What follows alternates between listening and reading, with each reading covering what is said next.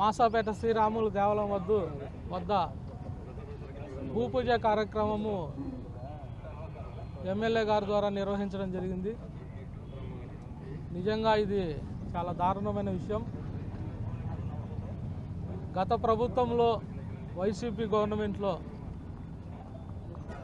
Road అభివృద్ధిలో భాగంగా దేవాలయం నిర్మాణాన్ని తొలగించడం, ఆ తర్వాత వైసీపీ గవర్నమెంట్లోనే ఆలయ పునర్నిర్మాణం కోసం 43 లక్షల రూపాయలు 23 సంవత్సరం 12వ నెల డిసెంబర్ నెలలో 23వ సంవత్సరంన నిధులు మంజూరు చేయడం జరిగింది. దేవాలయం స్థలం దాదాపు 53 సెంట్లు భూమి దేవాలయ భూమి ఉంది.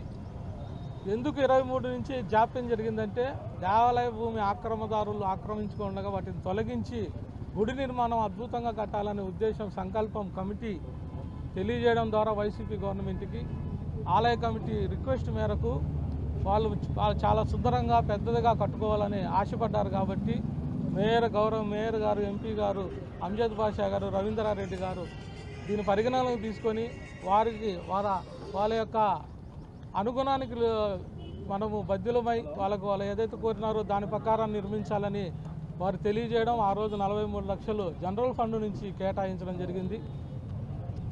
ఈరోజు సొమ్మొకరిది సోకొకరిది అనే విధంగా వైసీపీ గవర్నమెంట్ శాంక్షన్ చేస్తే ఇది సెన్సిటివ్ మ్యాటరు, దేవునికి సంబంధించిన విషయం.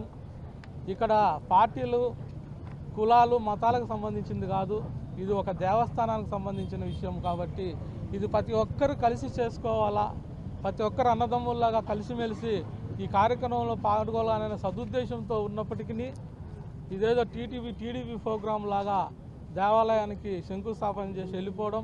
కనీసం దేవాలయాన్ని 25 ఏళ్ళ నుంచి కళ్యాణాలు కానీ, మరి సల్ల కార్యక్రమాలు కానీ, ధనుర్మాసంలో 40 రోజులు ఉదయం తెల్లారుజామున లేచి భజన కార్యక్రమం చేసి అఖండ భజనలు చేసే కార్యక్రమంలో కానీ దేవాలయం కమిటీ అహర్నిశలు కృషి చేసిన కమిటీ వాళ్ళకు కానీ తెలియపరచకుండా, వాళ్ళను కానీ కనీసం అక్కడికి ఇన్వైట్ చేయకుండా మరి భూపూజ కార్యక్రమం నిర్వహించడం చాలా దారుణమైన విషయం అని చెప్పి ఈ పత్రికకు తెలియజేస్తున్నాం. నిజంగా మీకు చిత్తశుద్ధి ఉంటే దేవాలయం స్థలాన్ని ఏదైతే ఉన్నదో దాన్ని తొలగించి దేవాలయం ఆస్తులను రక్షించే విధంగా మీ చిత్తశుద్ధిని చూపించండి. అదే కాకుండా మీరు దేవాలయానికి ఏదన్నా ఇవ్వదలుచుకుంటే పత్రికాముఖంగా తెలియజేయండి. దేవాలయానికి ఇంత డొనేషన్ మేము అందజేస్తామని మేము హర్షిస్తాం, స్వాగతిస్తాం మీ యొక్క సేవను మేము.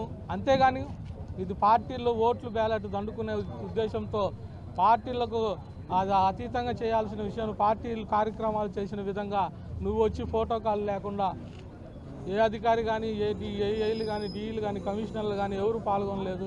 కేవలం నువ్వు వచ్చి టెంకాయ కొట్టేసి భూపూజ కార్యక్రమం నిర్వహించడం అనేది చాలా దారుణమైన విషయమని ఈ పత్రికా ముఖంగా తెలియజేస్తుంది. అదే కాకుండా ఈ దేవాలయానికి సంబంధించిన ఆలయ చైర్మన్ చనిపోవడం జరిగింది. అతను చనిపోయి 2 రోజులు కూడా కాలేదు, ఇంకా అతని కర్మకాండలు కానీ పూర్తి కాలేదు, అతని దివస కార్యక్రమాలు కూడా కాలేదు. కులంలో ఎవరన్నా చనిపోతే ఇది చేస్తే అశుభం అనే ఆనవాయితీ అనాది కాలం నుంచి ఉంది. కానీ ఒక ఆలయ చైర్మన్ చనిపోయినా కానీ ఈ కార్యక్రమం నిర్వహించి కులాన్ని బాగుపరచాలనో కులాన్ని నాశనం చేయాలనే ఉద్దేశంతో చేశారో ఏమో అదైతే మాకైతే తెలియదు. కానీ ఇంత దారుణమైన విషయాన్ని మేము ఖండిస్తున్నాం, తీవ్రంగా ఖండిస్తున్నాం. ఏదైనా మీరు మేలు చేయాలనుకుంటే ఆలయానికి మీరు ప్రత్యేక నిధులు తెచ్చి ఆలయ నిర్మాణంలో సహకరించండి తప్ప ఇలాగా కులస్తులను, గ్రామ కమిటీని దూరం పెట్టి మీరు కార్యక్రమం చేయడం అనేది సబబు కాదని పత్రికగా తెలియజేస్తున్నాం. నిన్నటి రోజున కడప నగరంలోని స్థానిక మాసాపేటలో రామాలయాన్ని భూమి పూజ చేయడం మాకైతే దేవుని కార్యక్రమం కాబట్టి సంతోషంగా ఉన్నా, కానీ దాన్ని మేమే చేశామని చెప్పుకునే విధంగా ఒక తెలుగుదేశం పార్టీ కార్యక్రమంగా నిర్వహించడం చాలా బాధాకరం, విడ్డూరం. ఎందుకంటే 2023లోనే 12వ తేదీ 12 నెలలో ఈ గుడికి సంబంధించినటువంటి గ్రాంటు శాంక్షన్ కావడం దాదాపుగా 43 లక్షలు. ఎందుకంటే అతి పురాతనమైనటువంటి ఈ ఆలయం రోడ్డు విస్తరణలో భాగంగా తొలగించడం జరిగింది.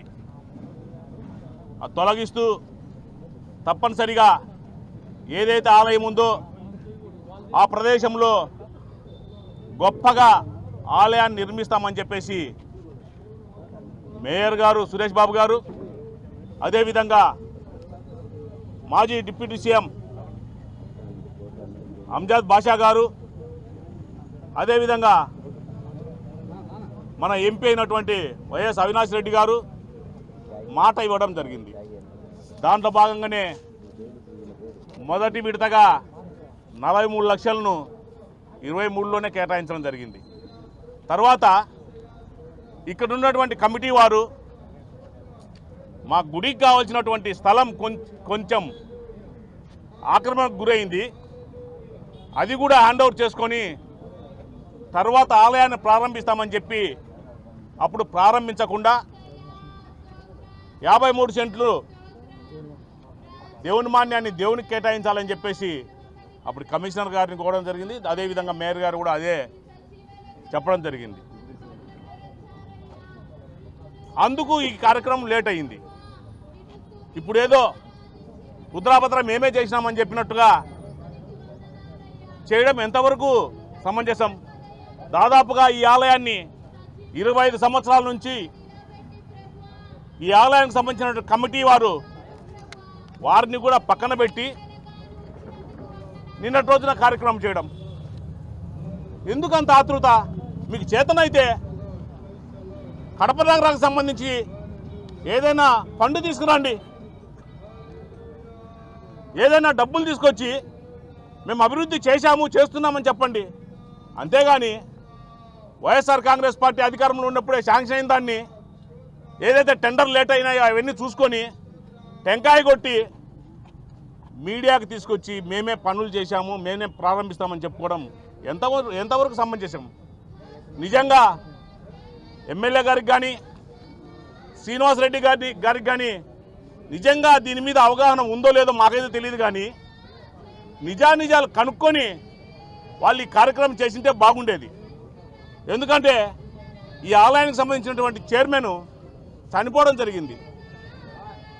చనిపోయి ఆయన కర్మకాండ కూడా పూర్తి కాకముందే ఆలయానికి భూమి పూజ చేయడం ఎంతవరకు సమంజసమని చెప్పేసి కాలనీ వాసులందరూ కూడా మాట్లాడుకుంటా ఉన్నారు.